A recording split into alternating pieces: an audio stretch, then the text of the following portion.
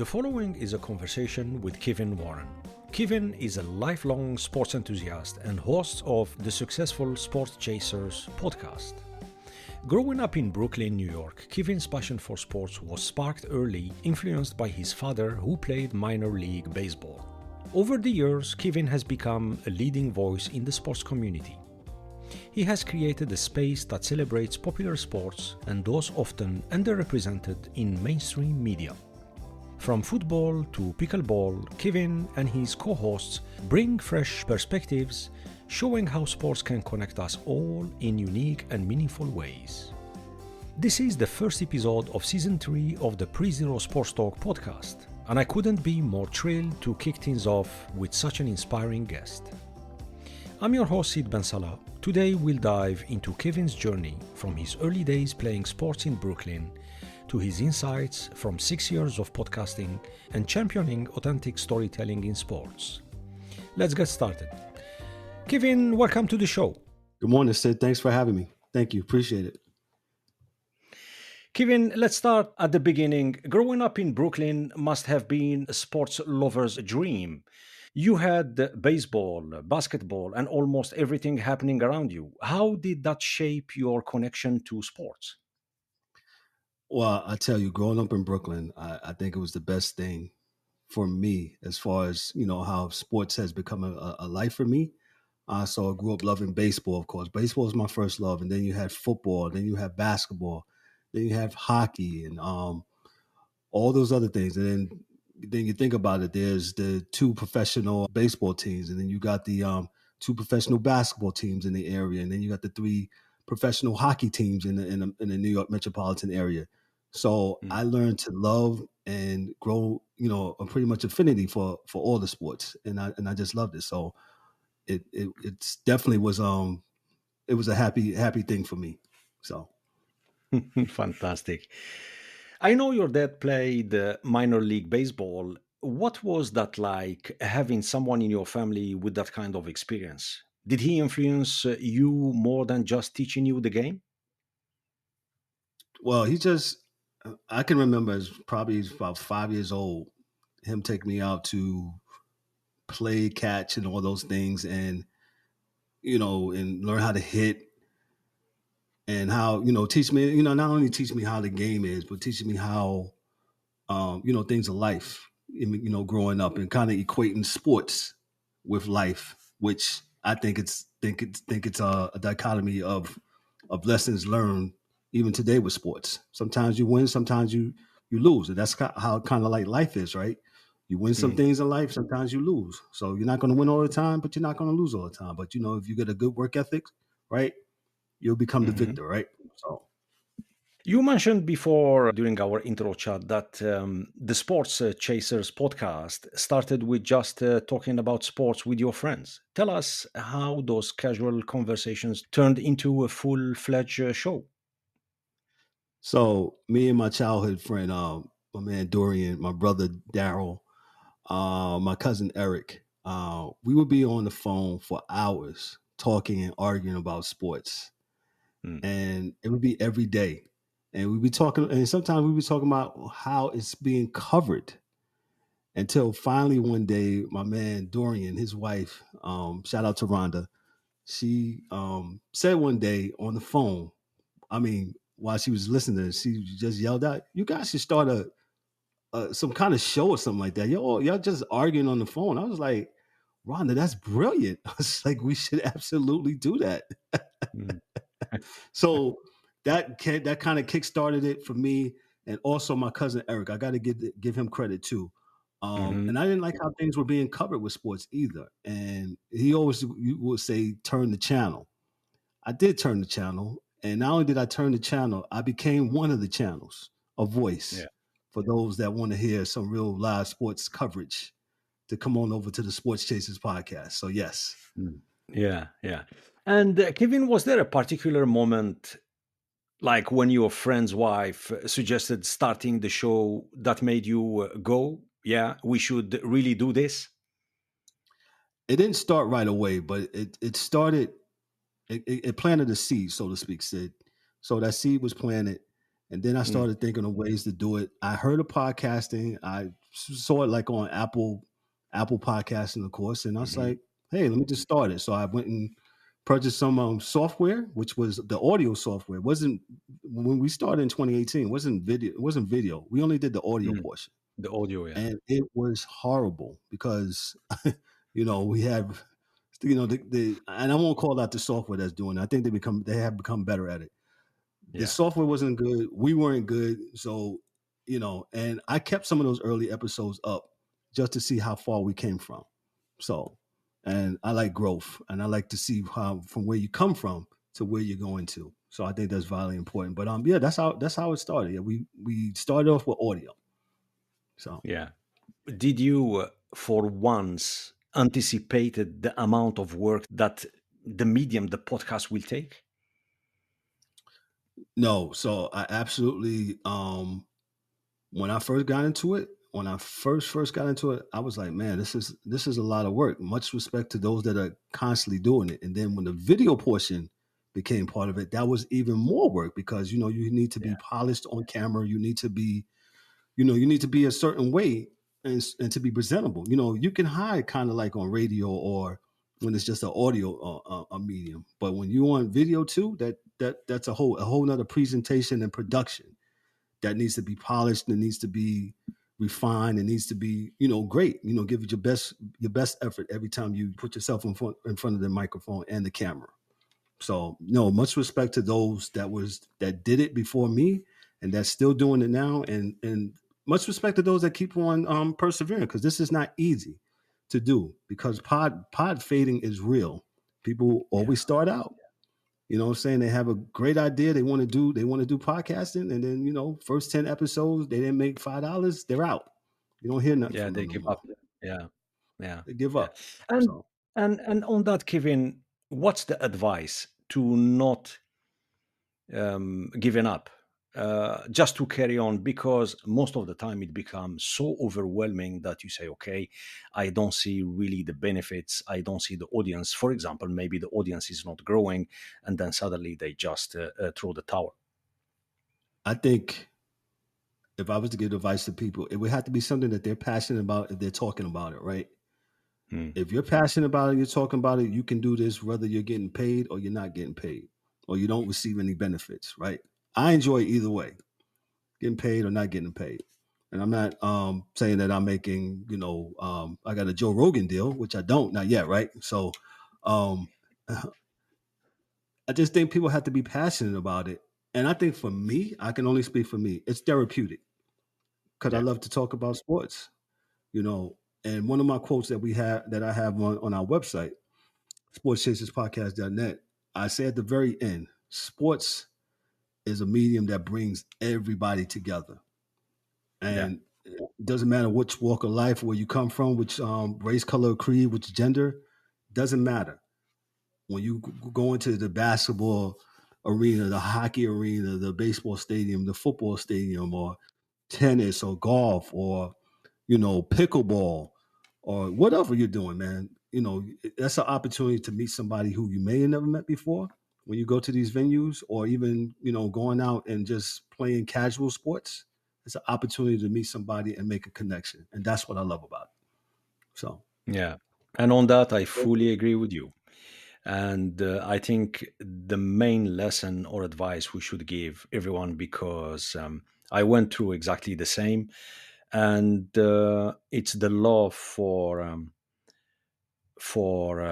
crafting the content. And I measure my words, because people, they think you just take a pen or just press the keyboard and the magic happened. Absolutely not. You have really to put the effort, to put the hard work into delivering good quality content. And then the technicality, that's another topic. And I will say these three components: equipment, audio, video, the right setting, the right people as well, the support, like you are quite fortunate to have, and the content, the quality content that really resonate with the listeners is a key. And don't give up, just push, because one of the secret, it's you learn every day, you learn every show, every episode.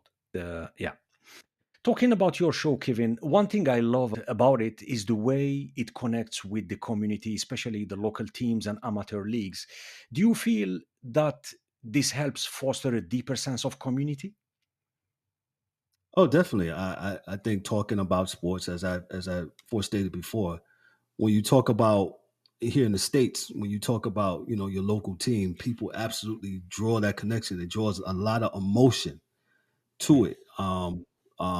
Just like how, you live in Europe, and I'm pretty sure I've been to Europe a couple of times with the football, soccer, of course, right, which draws a mm. lot of emotion from It people. does. So it's the same thing over here with in the States with basketball, baseball, and football. Right now, we got college football that's going on, and it's really heating up. And the playoffs about to start, and people are really emotional about who's going to make it, who's not going to make it, and um, it absolutely draws, like you said, that sense of community, and I love it because people that gains what they gain some conversation, they gain some that thing where you can talk to people, like I said before, like you never talked to before, and people going back and forth, which I hope it's good banter and not sometimes people can go too far with it, but I just like it, like you said, it fosters that community, and people really get into their love of sports. Even like if you're moving around or whatever, there's like myself. I'm originally from Brooklyn. I currently live where all the people in New York go when they move. They move to Florida. So I live in Florida now. Yeah. So I'm still connected to my New York teams, the Yankees, excuse me, not Mets, Yankees, Knicks, Rangers, and Giants, of course. Yeah, we'll get to that in a minute, but Yeah, we it's will. it, it's like I said, I still carry that with me today. And I remember when I became a fan of all those teams when I was younger. So Yeah. And Kevin, I think it must be quite hard when you have your co-host with you and you have the guest and you're talking about, let's say, a post-match or a fixture.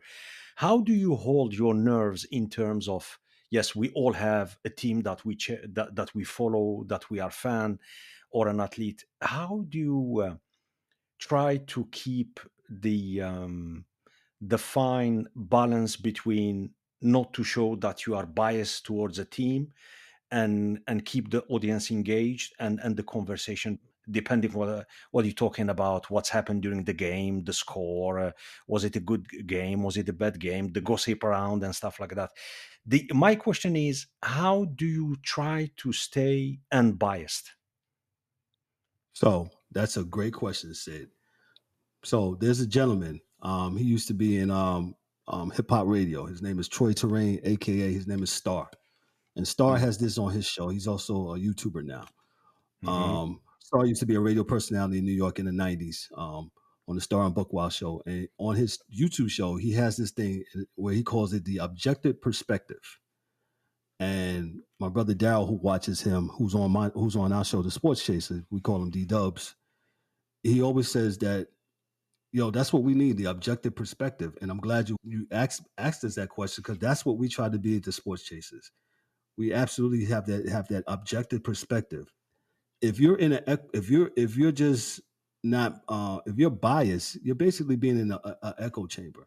I don't want to yeah, be in an echo chamber. I want to give the unbiased objective when it comes to sports, and I think that's lacking, in my opinion, with some of the legacy media sports yeah. media corporations here in the states, where they're selling narratives, they're selling this, and to me, and it's one of the other reasons why we started doing what we're doing here at the Sports Mm, Chasers, because I don't want to be fed a narrative. I don't want I want to be objective. If the Giants, I'm a Giants fan. The Giants have been trash this year, and I've mm, said it even in the last episode. The Giants have been trash.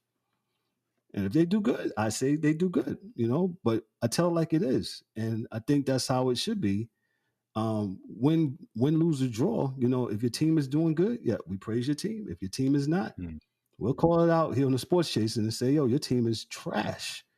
And, you need to get it together.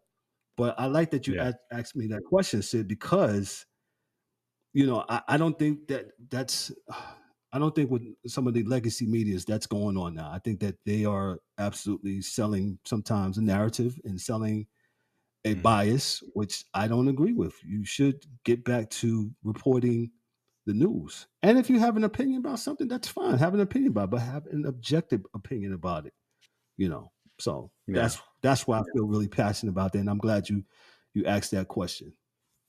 Yeah, no, it is important, and it's not only in the states. It's even here in Europe. And the beauty of podcasting is to steer away from legacy media. You know, where at Yes. some point you get really tired of listening to the same music, the same lyrics. You know, and that's the beauty of podcasting.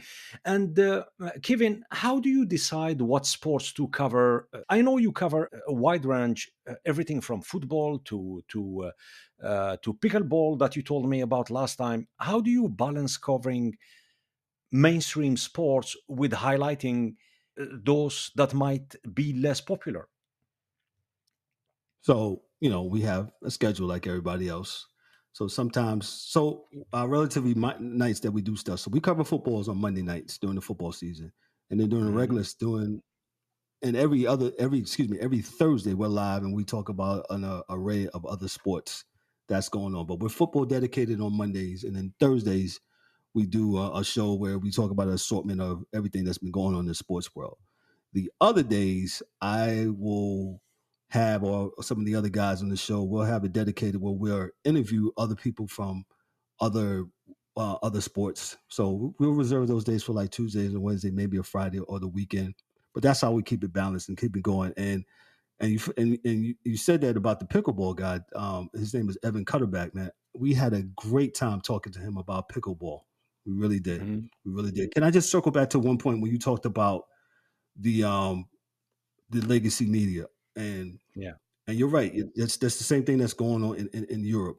And I think people now are getting, I want to say, smarter, because they are absolutely saying, "Hey, I got another option," rather than turning my TV to just the legacy media. I can talk to some people who have authority on subject matters, who is just as good or even better than the people on in legacy media who's not bought and paid for, in my opinion. Um, so I do love the fact, and you can see that evidence here in the states with what went on with the presidential elections, and where how both candidates, they both went to podcasters Mm. Yeah, to they did. yep, podcasting. So and in the media too, with the sports media as well, which I think is funny, because a couple years ago some of the legacy media uh, personalities, they kind of poo-pooed on podcasting, and now a bunch of them have what, podcasts. Ain't that something? So I Yeah, want to make sure I yeah, get that in there, Sid, because yes, everybody loves podcasting now. So yeah. No, absolutely, absolutely. yes. Like so many others, COVID pushed you to go visual with Zoom and YouTube. What was that like, Kevin? So I literally, when COVID was going around, I literally was just playing around with Zoom, and you're going to meetings. I'm like, well, why can't we do this with the podcast? And I tried it one day. It was choppy. It was a mess, but needless to Mhm. say, I tried it, and it worked out. And I say, all right, we're going to try this. And then Zoom had the capability to stream it to other platforms. It was kind of cumbersome to do it, but nonetheless, we tried it, and it worked. And now we're working off of another platform. Shout out to StreamYard, because that's what I use, and it's able to do what it do. But during that time back in 2019, 2020, it kind of forced us to do it. I said, because I saw others doing it, and I was like, man, I said, if you can get your audience with podcasting right from the audio side, because people Mm. consume different things in a different manner. So people sometimes want to just listen to a podcast, and then some people, as me and you both know, said, as podcasters, people want to absolutely maybe even capture a video of it, of what's going on, and look at it that way. My consumer habits, I do both. I listen to podcasts, and sometimes I watch them, or listen to them to the same. So that was very important. Like I said, it was cumbersome at first, but it definitely changed the game, and it definitely changed the game for us, for the sports chasers, because we're able to now look at one another which creates a different dynamic where we're able to feed off one another while we're creating and doing the show. So that was a game changer for us. Yeah, yeah. Did you cover the last summer Olympics in Paris? Yes, we did. We absolutely did. We did. We covered the major Any? stuff. Go ahead. I'm sorry. Yes. No. Go ahead. Go ahead. No, I'm saying we covered the major sports and not so major. So we talked about a little bit everything: the track and field, Hmm. the basketball, of course. What else did we cover? The boxing, the controversy with the boxing and the women's boxing. We talked about Yeah. that. Yeah, we covered it. I enjoyed it. I really enjoyed the Paris Olympics. They were very, very good in my opinion. And they did a good job. And I think next time the Olympics will be here, I believe it'll be in the States next time. Am I correct? I think. Or Yeah. is that the World Next Cup? one in Yeah, 4 years, 2028, it will be in yeah, LA. yeah, LA, correct. Yes. Yeah. Any particular, beside of the boxing, I mean, swimming was fantastic. Any particular moment? Maybe you're gonna tell me the finals, both finals, men and women basketball. For me, I that was actually the enjoyed highlight. I actually enjoyed the women's. The women's was great. Yeah, it The was women's was fantastic. the yeah, between Paris and the US. I thought Yeah. Paris had them. I was excuse me, not Paris, France had them on the ropes. And just a little foot and that game is, over. But Yeah. I really Yeah. enjoyed covering the women, the men's too, but to me the highlight was the women's basketball um, sporting event at the Olympics in Paris. So I enjoyed that very much. So Yeah. Yeah. And Kevin, I will go back again to talking about the legacy or mainstream media. Is there a story that you've covered on the podcast where you really felt like this is why I do this? well, I think there's a couple of I think there's a couple of instances. I would say with the NBA and basketball, um, to me, I think it's declining. I think some Mhm. people, and now you have declining in a way where people are not consuming it as much as they are because of the style of play and maybe some fatigue from other, greats that have been there too long, in my opinion. And I think sometimes the legacy media, and that's what I'm meaning when they're saying that they're bought and paid for. They're got narratives out there, and um, I think as podcasters now, people have just that just as much information as the legacy media. Man, they just have a bigger budget. That's all. I don't have a $2 million budget, to cover sports on one night like ESPN or Fox Sports. I'm just throwing out a Mhm. number. I don't know if that is, but my budget is our budget is way lower than that. But to answer your question correctly, yeah, I think stories like that, the NBA, player safety with the NFL with CTE, where it's been going on for a long time, but now Mhm. it's being strewn out where now everybody's covering it, and I just think that podcasters and podcasting sometimes they dig a little bit deeper and dive a little bit deeper, whereas the legacy media, in my opinion, you know, they're they just want to keep some kind of narrative going. So I would say that for football and basketball and some of the other sports too. So Let's talk about the community building. Sports has always been a bridge for communities.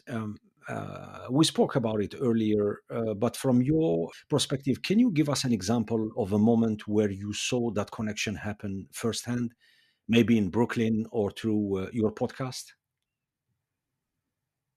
I would say the sports community. So I grew up playing little league baseball, and with little league baseball, which is a common thing throughout the U.S., where you can play baseball from anywhere from ages probably like 5 to like 9 or 10 or 12 until you get to high school, junior high school here in the States.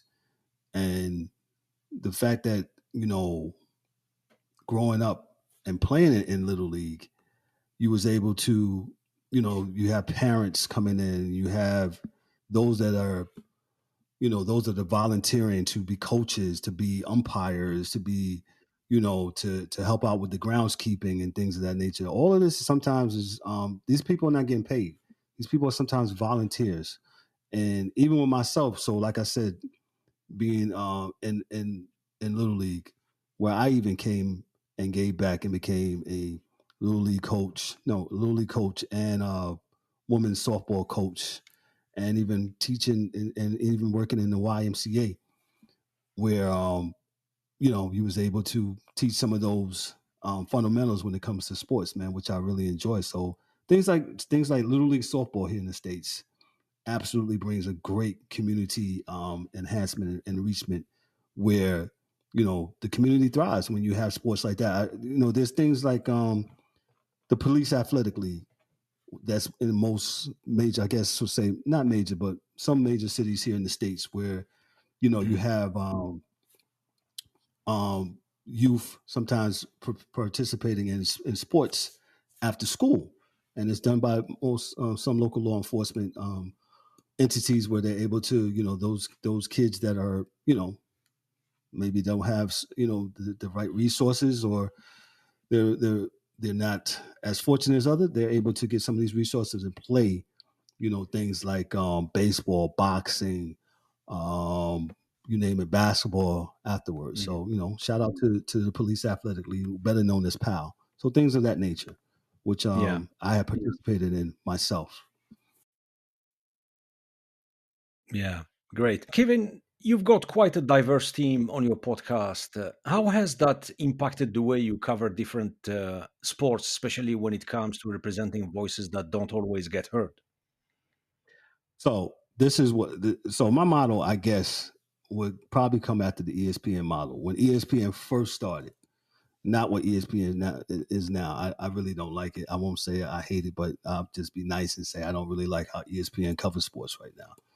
Um, so back in the days, ESPN used to absolutely cover all the sports, baseball, basketball, hockey, football, the four major sports, and they'll cover golf, of course, soccer, boxing. But what has happened now at ESPN, to me, and I'll say this on my podcast. The only thing they do on ESPN, they'll cover the following. They'll cover the NBA, LeBron, the NFL, and the Cowboys. That's the only thing they really cover. And I'm being funny, of course, but that's their main focus. If you look on it, if you go on their talk shows, if I turn it, it's 11:30 here in the States right now, a.m. If I was to turn Mm. to one of their shows right now, I bet you they're talking about the Cowboys. Now the Cowboys are a trash organization this year. They're not good. Yes, they Mm. beat the Giants on Thanksgiving Day, but they're really not that good this year. But they constantly talk about that, and they'll say that the ratings are good, the ratings are great when you talk about the Cowboys. But to get back to your original question, let me get back to your original question about the diversity. So I want to make sure I implemented where all the sports are covered. So we got guys on my team. He just won. Ryan, he covers the NBA. Dorian and Daryl, the DA and D Dubs, they cover boxing. Um, Dan, he covers hockey. I wanted a hockey guy. So Mhm. I reached out to Dan and he became my hockey guy. Sometimes with those who, if I need somebody for golf, I'll reach out to somebody who I know who does golf, like have them be on as a contributor or a guest. So that's how I do, because I want all, it's if you say you're a sports show, if you really say you're a sports show, you just can't be covering basketball. Just say Yeah. that you're a basketball show. That's my thing. If you're just covering baseball, just say you're a baseball show. I'm fine with it. So that's where my passion comes from, for making sure that every sport is represented. And yeah, someone may not be as popular as others, and I get it. But you rest assured, when the World Cup is going on, I got a soccer guy already that's going to help me cover soccer. Now I don't know Mhm. all the ins and outs of soccer because I didn't really play soccer like that, but I enjoy watching it.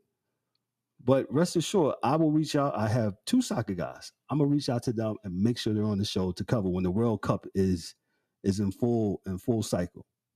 So that's what I do to make sure that Yeah. every sport is covered, and that we have our own personnel here on the Sports Chasers, where they know their stuff. So Me, if Yeah, I guess if I was to say, I would designate myself as the baseball guy and the football guy. yeah.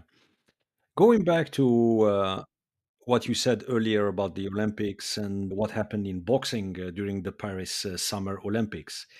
Um, and talking about the interacting with the audience, did you get, let's say, feedback from the audience about if they are against or for what happened in Paris? But in general, because there is lately, the past couple of months in the States, there is a big topic about a transgender male playing in female in women's sports. So when we aired that episode, and I remember the thumbnail that was made for it when we had, I forgot the person's name on that. That drew a lot of, uh, how can I say, that drew a lot Traction. of emotion, traction. One of our most downloaded episodes that we ever had. One of them. Mm, People feel strongly about it on both ways. Some say that the person's, they're a woman and they should be allowed to box, and then others have strong opinions that they're not biologically a woman and they should not be allowed to box. I err on this side of like, hey, the person, if they're biologically a man, you know they should be boxing with men. If mm, biologically so, and that's my opinion, my position that I take on that, and I don't think there's nothing wrong with that. mm, Because men are physically stronger than women, and here in the states, it's a very lightning rod topic. You have some saying that they do. They're for the woman, the biological man being in sports, and they're for the biological man performing in women sports. And again, some of the legacy media, they don't cover that. They don't cover that, mm, mm. which Yeah. is which leads me to believe you have a position, and I don't care one way or the other who you are. So let me just establish that it's just what's right and what's fair. That's all I'm saying. It's just what's right and just what's fair. And if a man is biologically stronger than a woman, and we saw that with the young lady from Italy, she got knocked out, and she said, Mm, well, she didn't get knocked out, but she got hit a couple of times. She was like, "Nah, I'm done." So I think as human beings, we need to just look into that, yeah. and go ahead. Yeah. And you're right when you point out, Kevin, about mainstream media.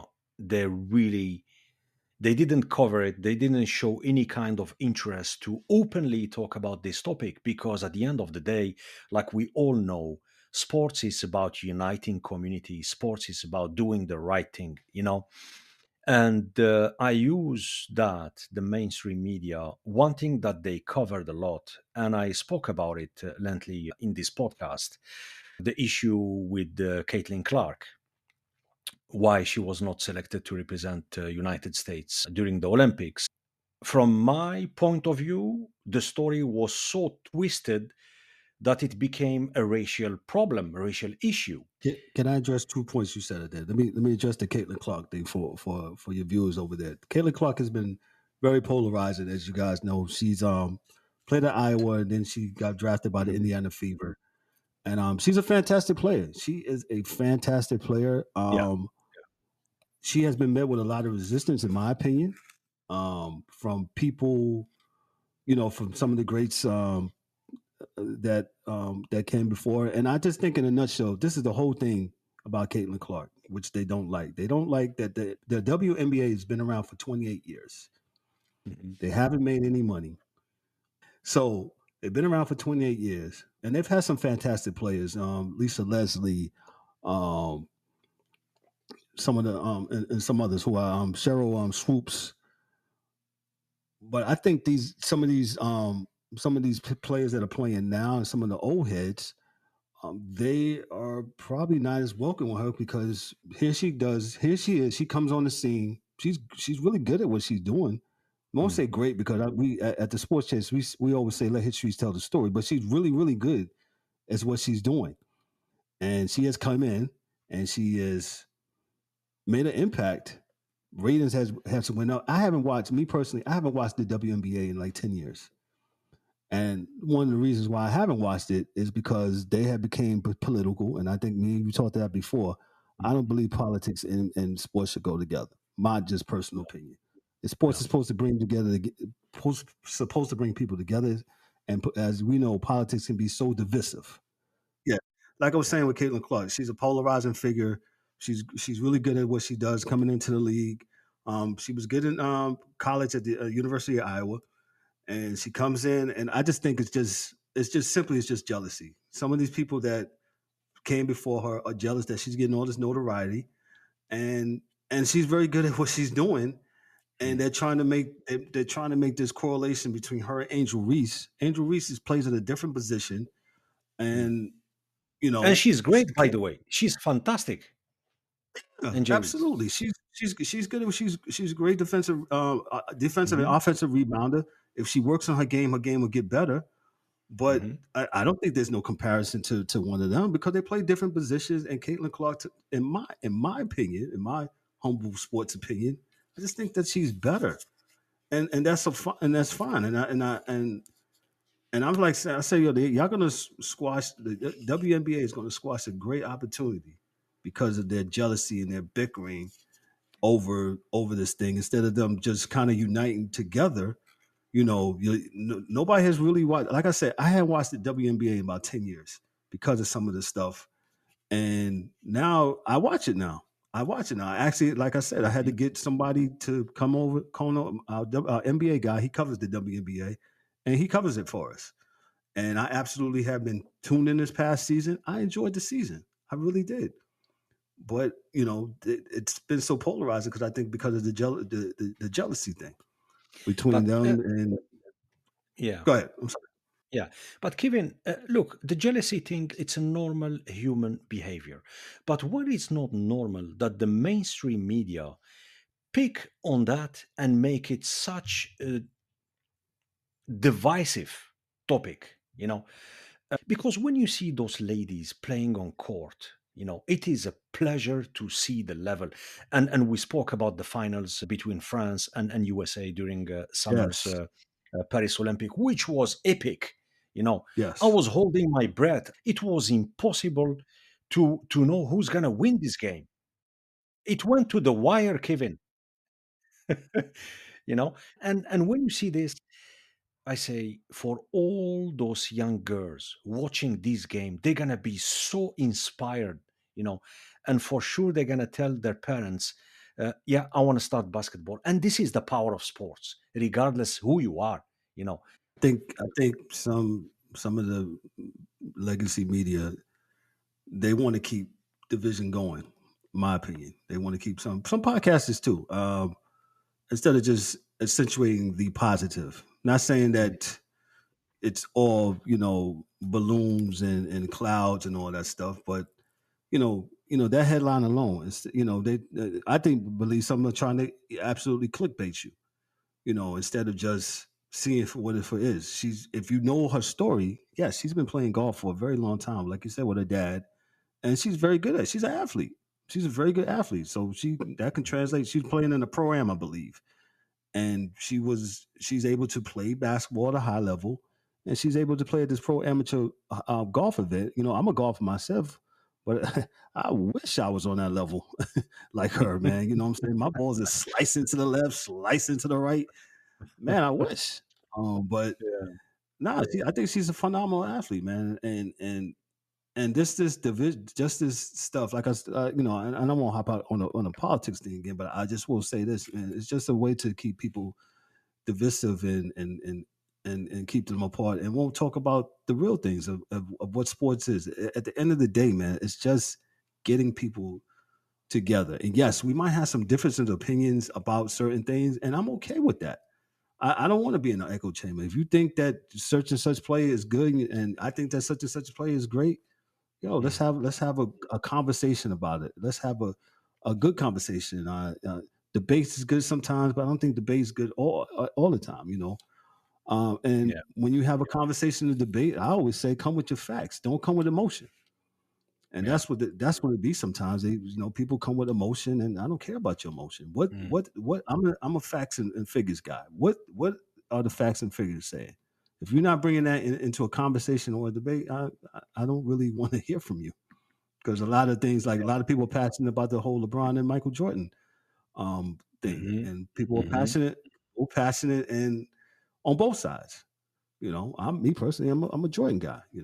He's Mm. terrorized my Knicks for the longest when I was coming up as a Knicks fan in the '90s, and I'm still a Knicks fan. But that's just my opinion. I think LeBron James is a great player, but I think that Jordan is the better, and he's the GOAT. Just plain and serious, just plain and simple. If you want to debate more about it, come holler at us on the Sports Chasers, man. So Yeah, yeah. And to close on that, and we both agree, Kevin, politics, religion, woke ideology should stay out of sports, period. correct. I think it's time for our lightning round, Kevin. Go ahead. What you got? What's your all-time favorite sports moment? My all-time favorite sports moment. Oh man, there's so many. Wow. You put me on the spot. All-time favorite sports moment coming up. I'm just trying to think. I'll probably get in trouble for this. No, I won't get in It's trouble okay. for this. It's okay. I think the growing up in New York and the Rangers winning the Stanley Cup. Yeah. They hadn't won the Stanley Cup in 40 years. That was phenomenal. I went to the parade and everything. That was phenomenal. That was phenomenal. I'm a Yankee fan. I've been to the Yankees have won the World Series like in my lifetime, like 5 times, five. But the Rangers hadn't won, so I think that was a big moment. Another one. I'm just giving you a couple. And I know it's Yeah. from a local standpoint. The Giants, when they won the Super Bowl they beat the Patriots the first time with Eli Manning throwing that pass, and he almost got sacked, and he threw it, and I can't think of the player's name. He caught it off his helmet, and he was able to Mhm. secure that game.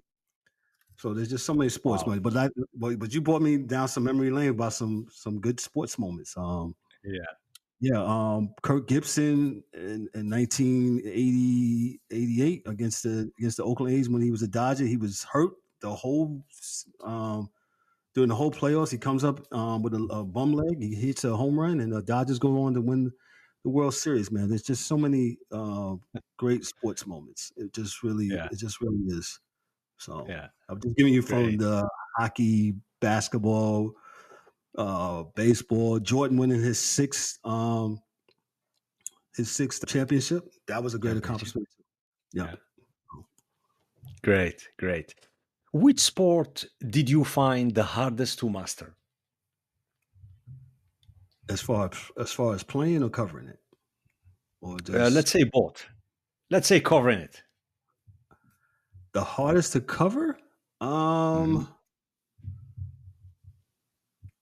I would say hockey, and that's why I brought my man Dan on to help me with hockey. Now I understand hockey and all the Yeah. nuances of it, but Dan really knows hockey. Like, he's a Pittsburgh Penguins fan, Mhm. and I brought him on so he can elaborate. I want people to I want to make sure people give the justice that it deserves when we're That covering stuff. deserves. Yeah. So Yeah. yeah, I can teach you things about hockey, but Dan knows hockey, so that's why he's Yeah. my man when it comes to hockey. And he's also a Steelers fan, and he's happy that the Steelers are winning. So He's the maestro. yes, he is of hockey. That's why we call him Dan the Hockey Dude. Yes. Yeah. Yeah. Kevin, who was your sports idol growing up? Who was my sports idol growing up? I had a couple. Come on, we all have one. No, choose one. Pick one. I'm going to say growing up, Lawrence Taylor. Okay. Lawrence Taylor, the great Hall of Fame linebacker with the New York Giants. He was my idol. Mhm. He was a Perfect. hell of a football player. Yeah. Yes, he was. Shout out to Lawrence Excellent. Taylor. Fantastic. The next one, I think you already gave us a glimpse which team you Oh follow yeah. or it's in your heart, but let me ask that question. Okay. Mets or Yankees? Yankees all the way. Shout out to the New York Yankees. Fantastic. So forever, Yankees forever. Oh yeah, ain't no changing. Nah. I mean, I don't hate the Mets. Like, I don't hate the Jets. You know what I'm saying?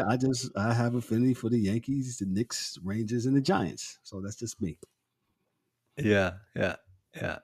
Okay. What sport you never thought you'd cover but ended up loving it? That's a good question. How about this? I would say it's going to be pickleball. And I say this, I haven't played pickleball yet. So the guest I had on a couple weeks, my man Evan, quarterback, he actually sent me a pickleball paddle. And Mhm. I'm going to go out there. I just had recently had shoulder surgery. So once I get all healed up, I'm going to go out there and start playing pickleball. So I thought that was very nice of him to send me that. So I think I'm gonna love pickleball because it's a little bit of tennis and tabletop ping pong. Mhm. So I think I'm gonna be loving it, man. So I'm glad we had him on. Yeah. And I saw the racket. You showed me last time the racket. Yes, yes. Yeah. So I'm ready. Great. Great. Yeah. Fantastic. One book every sports fan should read. Oh, the Jackie Robinson autobiography by Mhm. far. Fully agree with you. The Jackie Robinson autobiography, what he went through and how he even persevered and how he was a four-letter sportsman at UCLA, excuse me, and how his journey from the minor leagues and breaking the color barrier into Major League Baseball and Mm.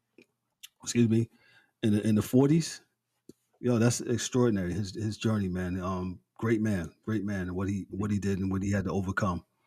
So Yeah. Excellent. If you could interview one athlete from history, who will it be? one from history. Mhm. Uh, I would like to sit down with. Oh, that's a good one. There's so many. I'm going to say, what about a coach or an athlete? Doesn't matter. It So doesn't many. matter. Uh, I would like to sit down and talk with Bill Parcells. Bill Parcells is a coach with the Giants. He used to be a former coach of the Giants, the Cowboys, and the New England Patriots. Mhm. And how he went about, being a winner. You know what I'm saying? That's important. And how he, I'm pretty sure he taught, lessons on the football field, right? But I would Mhm. like to just pick his brain on, like, how did you get these guys, because he had some crazy guys. He had, Lawrence Taylor, of course, Mhm. when he was there with the Giants, and then how he was able to, get 50 some odd people to buy in to win. And he did it twice. He's a Super Bowl champion twice. It's hard in football. Mhm. It's hard to get Yeah. in a bunch of players together on the same on the same map, so to speak, same page, and get them to Mm. correlate and collab and make a great product where they at the end they win the championship. So I would like to sit down and talk to Bill Parcells. Shout out to Coach Mm. Parcells. Fantastic. Yeah. And my guess, what lies behind great coaches, great personality and coach, it's the leadership style. That's what it is. Yes. Yes. Yes. Transformative style and you know things of that nature. So yeah. Because to get every single player, and they are all good at that level, everyone is good, and they Yes. are there on Yes. merit. They are there on merit because they worked their ass hard to be there. Uh, um, and to get every single player to perform at their best, uh, a coach with that caliber, the look, they are not. Have you seen the movie Any Given Sunday with Al Pacino? Of course. Yes. Do you Yes. remember the segment where he's in the locker room and he was, I will not say lecturing or screaming. Yeah, he was he was screaming at the players and asking them or reminding them what it is to work as one, as a team, and to fight for every single inch. I do remember that. Kevin, I I do I remember that. watched that movie maybe more than 20 times. I'm you right there know, with you. I think it's a fascinating sports movie.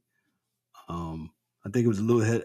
I believe at the time it was a little bit before its time too, when it was covering, like, a lot of people didn't know the inner workings of how professional football is and what it took to get Mm, on the field that day, whether you're hurt, bad, or different, and the personalities in a NFL, a professional locker room with mhm, 50 some odd people playing that, and you got to manage all of that on the defensive side, special teams, the offensive side, the running yeah, backs, the wide receivers who are quote unquote the divas, and the quarterback, mm, the cerebral person supposed to be anyway. So good. So, coffee or tea?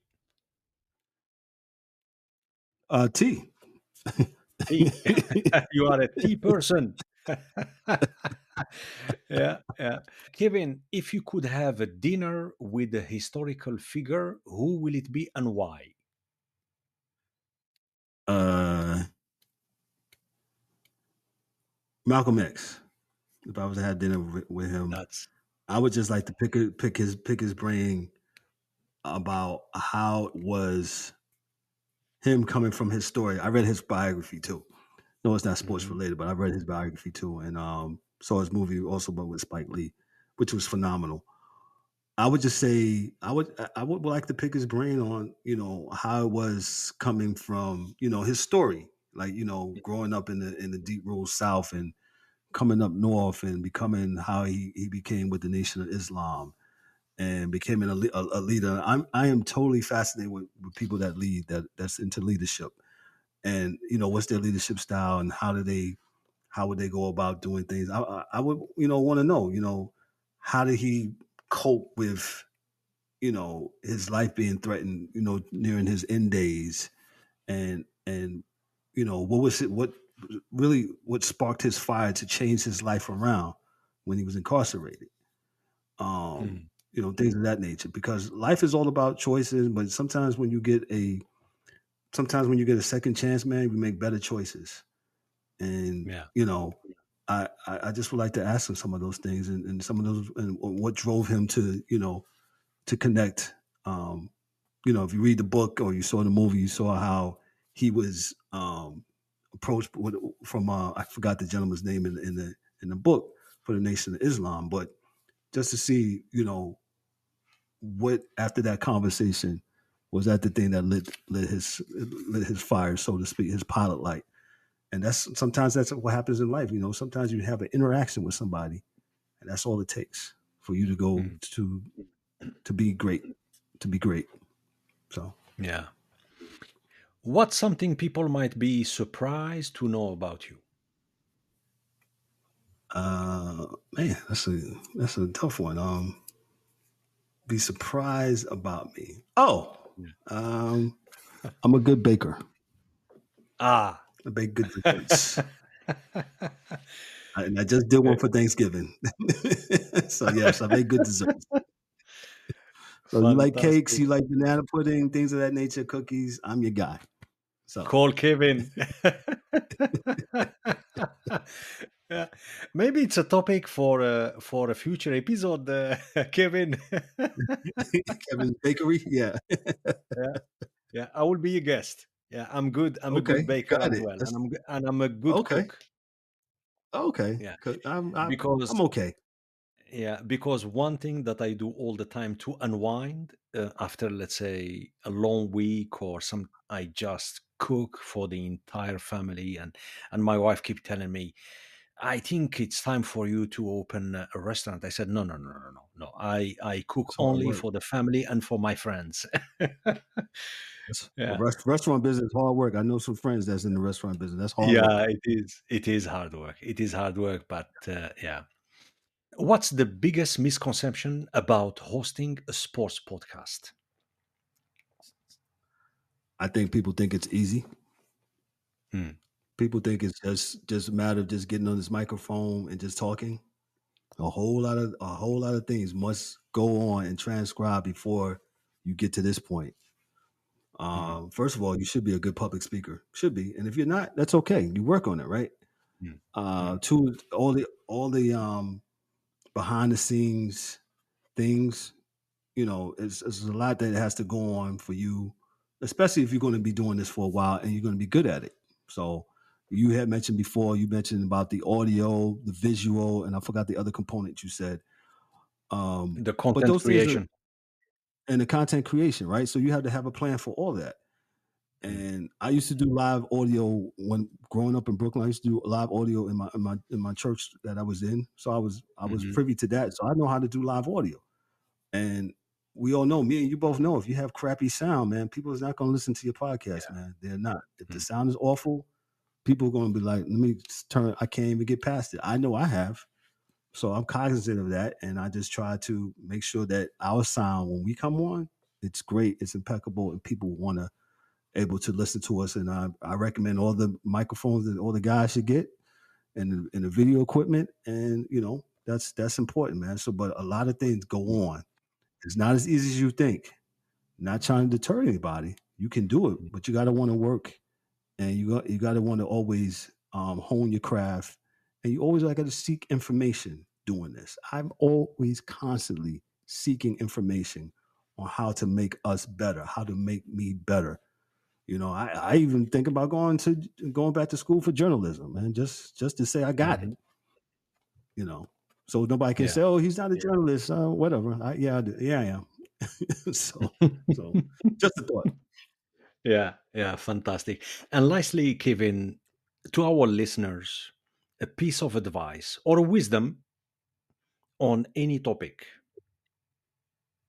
Well, I'll stay right here in this vein with podcasting. If you want to become successful at podcasting, here's a couple of things that I think you need to have. You need to be consistent.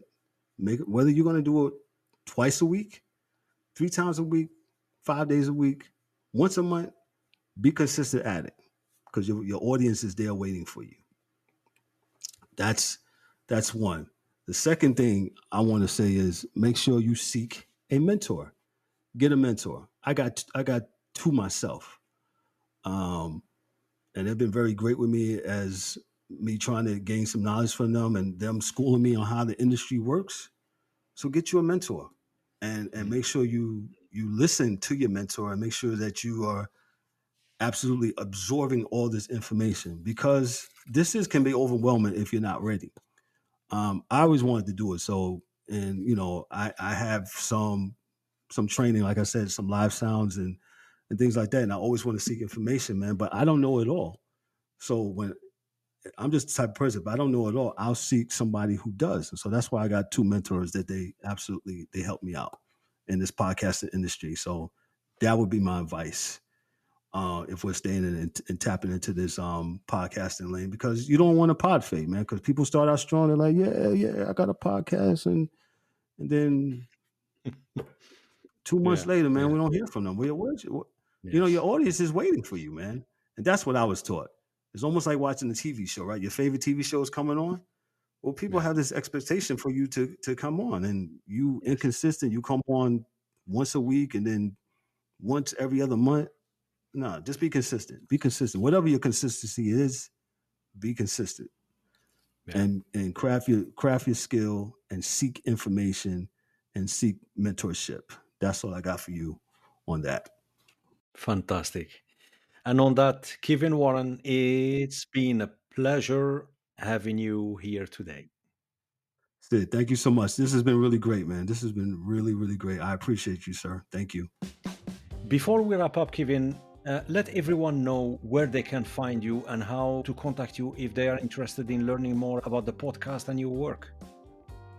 Simply, you can go to sportschaserspodcast.net. You type that in, you'll get our website. And if you want to connect with us, there's a page on there where you can just simply say, hey, we want to connect with you, or we want to be a guest on the show, or you want to book one of us to come on your show. So sportschaserspodcast.net. We also got a YouTube channel, of course, just simply by typing Sports Chasers Podcast, and we'll come up. Or any of our social medias, just type in Sports Chasers Podcast, and you'll greatly get all of us. But just go to our website, and that's where you can get a bulk of our information from, sportschaserspodcast.net.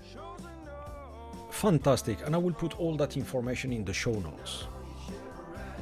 As we close, I want to share a few words that feels right for this conversation by the legendary Nelson Mandela. Sport has the power to change the world. It has the power to inspire. It has the power to unite people in a way that little else does. Thank you, Kevin. I look forward to seeing what you and the Sports Chaser podcast tackle next. Keep doing what you do, it makes a real difference. To our listeners, until next time, stay curious, stay inspired, and stay connected to the power of sports. Let's keep building a community that champions not just athleticism, but also empathy, sustainability, and authentic stories that matters. Bye-bye.